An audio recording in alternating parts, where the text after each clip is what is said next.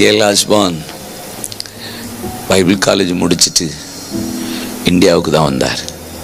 அது டெல்லிக்கு வந்தார். அவரும் அவர் மனைவியுமா வந்தாங்க. வந்துட்டு டெல்லியில் நின்று தெருவில் நின்று பிரசங்கம் பண்ணார். ட்ராக்ஸ் கொடுத்தார். ஒன்றுமே நடக்கலை.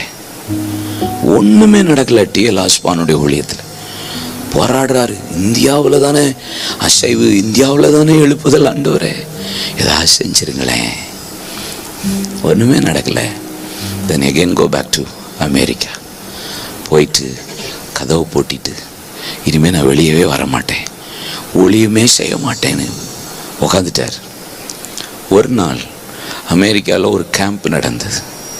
அந்த கேம்பில் T.L. ஆஸ்பான் போல அவங்க ஒய்ஃப் போனாங்க. போயிட்டு ஒரு நாள், அந்த 3-4 நாள் கேம்ப்பு, அந்த ஒரு நாள் அட்டன் பண்ணாங்க. ஆவியானவர் அவங்கள சந்தித்தார்.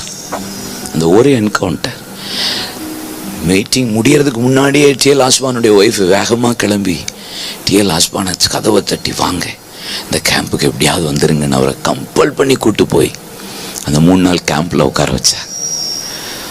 வல்லமை. அன்னைக்கு T.L. ஆஸ்பானை கத்த சந்தித்தார்.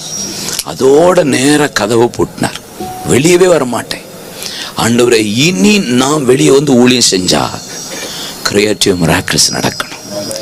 இந்த வேத புத்தகத்தை நான் சுமந்தேன்னா வித் எவிடன்ஸ் இல்லாம நான் ஊழியம் செய்ய மாட்டேன்னு கதவை பூட்டிட்டு வெளியவே வரல. மனைவிட்டே சொல்லிட்டாரு, நான் கூப்பிடாத, இனி நான் செத்தாலும் உள்ள சாவேன்னு தவிர வெளியே வந்து சாதாரணமாக இனி ஊழியம் செய்ய மாட்டேன் ஆண்டவரே. மகிமை என்கவுண்டர். எந்த இந்தியாவில் தோத்தாரோ again come back to Madurai. 1958, 1958. எங்கள் அம்மா சொல்லுவாங்க, எனக்கு 10 வயசு அப்போ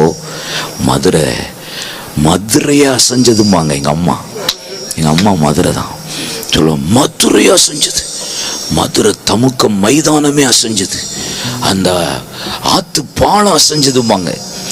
ஹோட்டல், ரயில்வே ஸ்டேஷன், தியேட்டர், எங்கேயுமே கூட்டம் இல்லையா. முழு கூட்டமும் மதுரையில். சிபிஎம் தான் அந்த மீட்டிங் அரேஞ்ச் பண்ணியிருந்தாங்க. அவ்வளோ ஒரு பெரிய அசைவு. திருப்பி T.L. ஆஸ்பான் அதே டெல்லிக்கு போனார்.